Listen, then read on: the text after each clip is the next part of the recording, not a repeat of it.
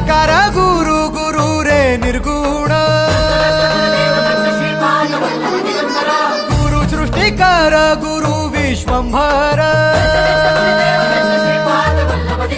गावाच्या शेवटी एक मुलगा राहत होता. घरात फक्त एकच माणूस. गुरु सृष्टिकर गुरु विश्वंभर गुरु विण नो हे साधू मुनी जन गुरु विण साहू कैसे जीवन गुरु विण नाही नर नारायण गुरु चरिताचे कर पारायण